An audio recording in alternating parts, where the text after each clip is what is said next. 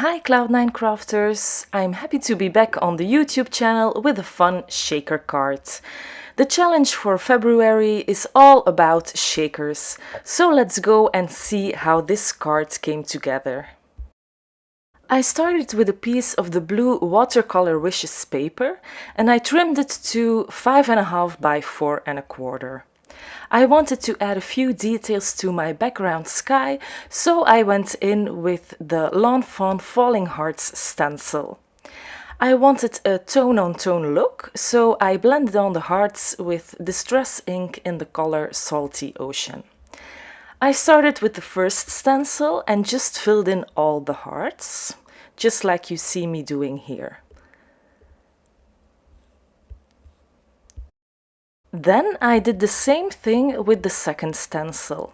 As you can see, I kind of placed both stencils a bit more to the top so that there wouldn't be too many hearts on the background.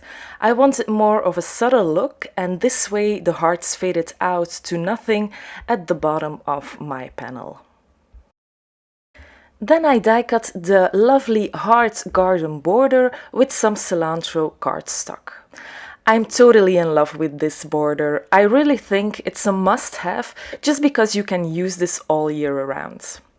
Now, as always, I wanted a little bit of ink on the edges of that border, so I went in with Distress ink in Mauve Lawn. This just gives it that little extra something. I love the combination of that cilantro cardstock with some Mauve Lawn ink.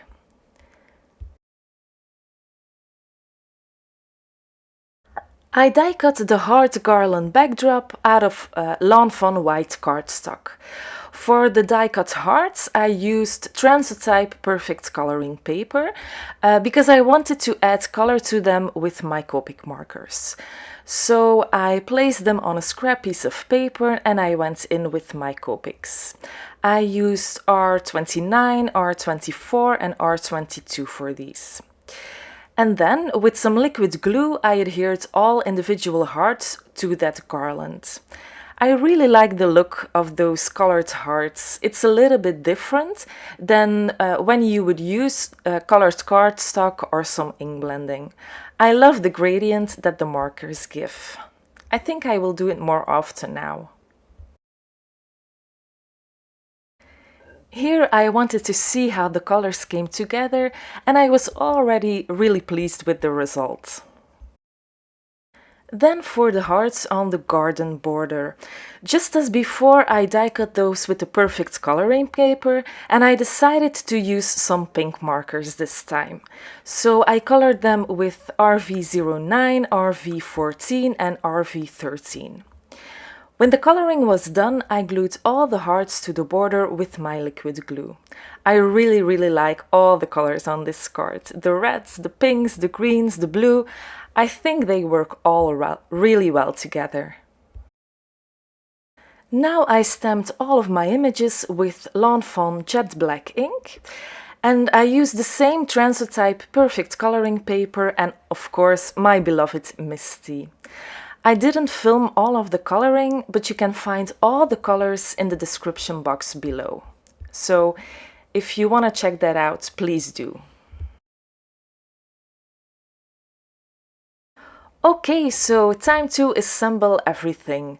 I started by adhering the heart garden border onto that lovely heart background. I pressed it down firmly so it was adhered nicely. Then I took a piece of acetate, which was 5.5 by 4.25, and I glued my heart garland backdrop onto it. This creates the window for my shaker bits. So now I needed to create kind of a well for my shaker pieces. So I used the Heavy Doodle foam tape, which is a little bit thicker than other foam tapes. So this makes sure that my shaker pieces would have enough room to dance in. I cut the tape in two and I just placed it all around that frame, just like you see me doing here. For my inside pieces, I chose 3 different kinds of shakers. There's crystal hearts, then a few love letters, and some other colored hearts. I thought these worked well with the whole theme of this card. So I put all of those shakers into the well, removed the backing paper of the foam tape, and then pressed on my background on top. Look at this. It's just super fun. Then for my sentiment, I took the Sending Lots of Love from the Simply Celebrate Hearts stamp set. I heat embossed it on black cardstock. I used Versamark ink and Woe embossing powder for this. And then with the sentiment banner, I die cut my sentiment into a cute little banner. Because acetate is a very slick surface, I decided to adhere all my images and my sentiment with some really strong tape.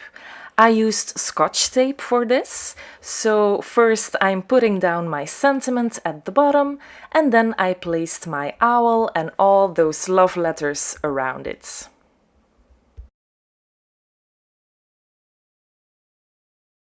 For the finishing touch, I took the Lawn Fawn glitter pen and I went over the hearts on that garland just to add some shimmer to my project. Now all I need to do is to adhere the card to my card base, and this card is all finished. I am so happy with how it turned out, and I hope you like it as well. If you do, please give this video a thumbs up and consider subscribing to this channel. Thank you so much for watching, and I will be back soon with another card. Bye!